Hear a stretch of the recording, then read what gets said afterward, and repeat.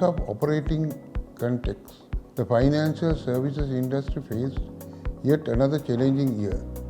2021 remained much like 2020, with negative credit growth in the industry coming into play due to lockdowns and the pandemic impacts. The restrictions placed on vehicle imports and the ceiling on auto finance continued to slow the industry's growth. Furthermore, the lockdown saw the income streams of both people and businesses become affected to a great degree.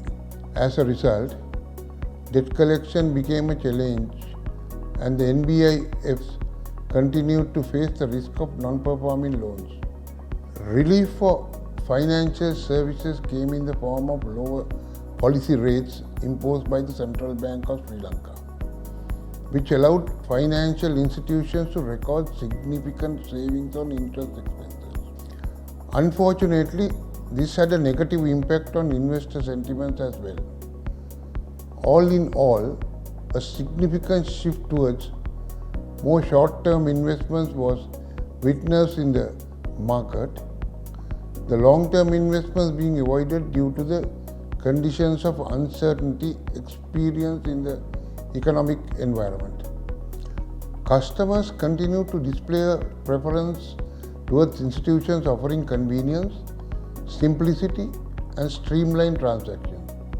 Therefore, in an intensely competitive environment, elevating the customer value proposition with improved systems and technologies was an imperative for many corporations. The slowing down of the economy required businesses to pursue less expansion and focus on retaining and attracting customers through adaptive strategies focused on meeting their short-term needs. Most of the year saw companies and people face mobility issues amid a rising concern for health and safety due to pandemic and its lockdowns. A surge in demand for digital technology was seen, and many corporations were required to further enhance their digital presence so that operations could continue seamlessly while maintaining the health and safety of customers, suppliers, and employees. Many companies had to shift back into working from home arrangements using the learnings and processes developed from the past year's lockdowns.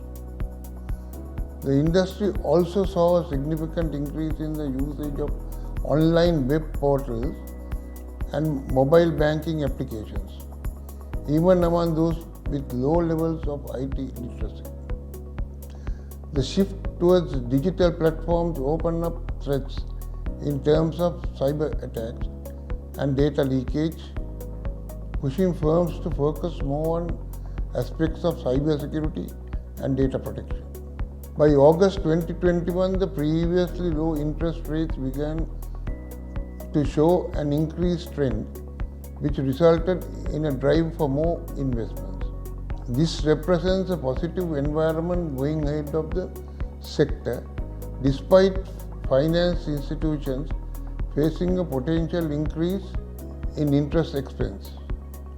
On the other hand, the macroeconomic environment seems to pose even more challenging for businesses and people across the island, which may cut down on long-term savings even more.